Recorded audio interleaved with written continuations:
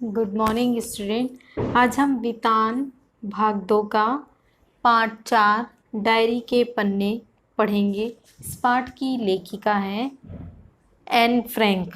ठीक है, तो इस पाठ में लेखिका ने अपने जीवन में जो जो हादसे हुए उसे डायरी के पन्नों में कंप्लीट किया, यानी कि अपने विचारों को, अपने साथ हुए हादसों को, सबको डायरी में उन्होंने लिखा है। और यह प्रकाशित हुई थी 1900 यानी 1944 में 1947 को इस डायरी को उन्होंने प्रकाशित करवाया।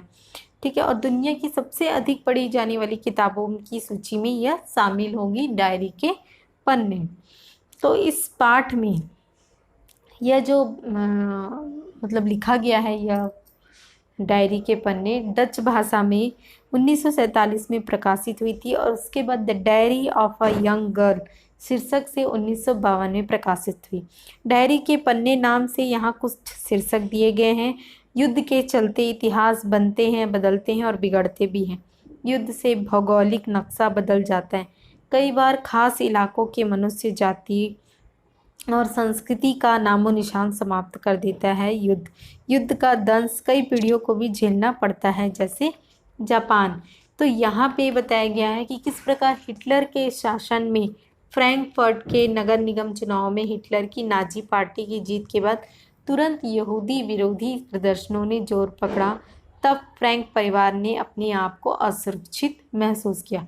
अर्थात इस पाठ में लेखिका ने यह बताने का प्रयत्न किया किस प्रकार यहूदी, ठीक है, यानी कि जो एन फ्रैंक थी, उनका फ्रैंक परिवार में यहूदियों का था। ठीक है, तो जैसे हिटलर का शासन होने लगा तो यहूदी लोगों को वे बहुत पीड़ा देने लगे, उनसे मानसिक, शारीरिक अनेक प्रकार की यातनाएं देने लगे, जिसके कारण उन्हें बहुत सारे कष्ट झेलने पड़े।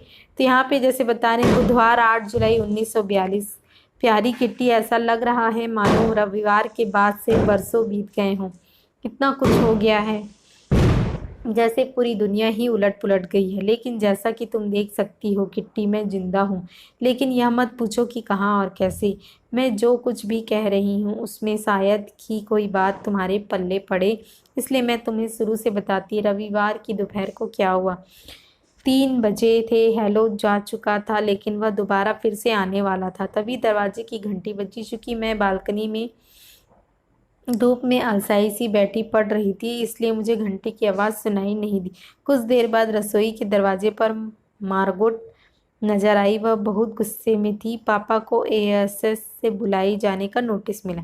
वह फुसफुसाई, माँ मिस्टर वान दान को देखने गई हुई है। मिस्टर वान दान पापा के बिजनेस पार्टनर हैं और उनके अच्छे दोस्त। मैं अवाक रह गई थी। बुलावा, हर कोई जानता है कि बुलावे का मतलब क्या होता है। यातना शिविरों के नज़ारों और वहाँ की कोठरियों के दृश्य मेरे आंखों के सामने घूमते। हम अपने आप पापा को इस तरह की नीति के भरोसे कैसे छोड़ सकते हैं। हम उन्हें हरगिज नहीं जाने देंगे। मार्गोट ने उस वक्त कहा था कि जब वह ड्राइंग रूम में माँ की राह देख रही थी। माँ मिस्टर वान दान से पूछने गई कि हम कल ही छुपने की जगह पर जा सकते। वान दान परिवार भी हमारे साथ जा रहा है। हम लोग कुल मिलाकर 7 लोग होंगे। मौन, हम आगे बात ही नहीं कर पाए। यह ख्याल कि पापा यहूदी अस्पताल में किसी को देखने गए हुए हैं। माँ के लिए इंतजार की लंबी घड़ियाँ, गर्मी, सस्पेंस, इन सारी चीज़ों ने हमारे शब्द ही हमसे छीन लिए थे। तभी दरवाजे की घंटी बजी और यह हेलो ही होगा, मैंने कहा था। दरवाज़ा मत खोलो, मार्गरेट ने हैरान होते मुझे रोका। लेकिन इसकी ज़रूरत नहीं थी, क्योंकि हमने नीचे से माँ और मिस्टर वान डान को हेलो से बात करते हुए सुन लिया था। तो तब दोनों भीतर आया और अपने पीछे दरवाज़ा बंद कर दिया। जब भी दरवाजे की घंटी बजती तो मुझे या मार्गरेट को उचक कर नीचे देखना पड़ता कि क्या पापा आ गए। हमने किसी और को भीतर नहीं आने दिया और मार्गरेट को बाहर भेज दिया गया था, क्योंकि वान दान माँ से अकेले में बात करना चाहती। जब मैं और मार्गरेट बेडरूम में बैठे बात कर रहे थे तो उसने मुझे बताया कि बुलावा पापा के लिए नहीं बल्कि खुद उसके लिए था। इस दूसरे सदमे से मैं तो चीखने लगी। मार्गरेट 16 बरस की थी। तय है कि वे लोग इस उम्र की लड़कियों को उनके खुद के भरोसे यहाँ से भेजना चाहते, लेकिन भगवान का शुक्र है कि वह नहीं जाएगी। माँ ने मुझसे यही कहा था। पापा जब मुझसे छिपने की जगह पर जाने की बात कर रहे थे तो उन्होंने भी शायद यही कहा होगा। अब यहाँ पे बता रहे कि किस प्रकार लड़कियाँ जब 16 साल की हो जाती तो उन्हें वहाँ पर से यानी हिटलर के शासन में उन लड़कियों को बुलाया जाता है और उन्हें नाना प्रकार की यातनाएं दी जाती हैं। मार्गट और मैंने अपनी बहुत ज़रूरी चीज़ें एक थैले में भरनी शुरू की। मैंने सबसे पहले अपने थैले में डायरी, और इसी डायरी में ही उन्होंने सब कुछ नोट किया। इसके बाद मैंने कलर, रुमाल, स्कूली किताबें, कंघी और कुछ पुरानी चिट्ठियाँ थैले में डाली। मैं अज्ञातवास में जाने के ख्याल से इतनी अधिक आतंकित थी कि मैंने थैले में अजीबोगरीब चीज़ें भर डाली। फिर भी मुझे अफसोस नहीं है। स्मृतियाँ मेरे लिए पोशाकों की तुलना में ज़्यादा मायने रखती है। इस प्रकार उन्होंने बताया कि किस प्रकार वे नाना प्रकार की यातनाओं को झेलते हुए, ठीक है, अपनी पूरी मतलब बचपने में जितने उन्हें कष्ट झेलते थे वो सब को झेलते हुए अपने परिवार के साथ वो कष्ट भोग। फिर 9 जुलाई 1942 की बात है। मैं तेज़ बरसात में भीगते हुए, मम्मी पापा और मैं, हम तीनों के कंधे पर बड़े बड़े थैले और शॉपिंग बैग थे, अल्लम गल्लम चीज़ों से ऊपर तक ठूस ठूस कर भरे हुए थे। सुबह सुबह काम पर जाने वाले लोग हमें बड़ी बेचारगी भरी निगाहों से देख रहे थे। आप उन्हें देखते ही बता सकते हैं कि वे आपके लिए अफसोस कर रहे थे कि वे हमें किसी तरह का वाहन उपलब्ध नहीं करा सकते। हमारे सीने पर चमकता पीला सितारा सारी दास्तान खुद ही कह देता।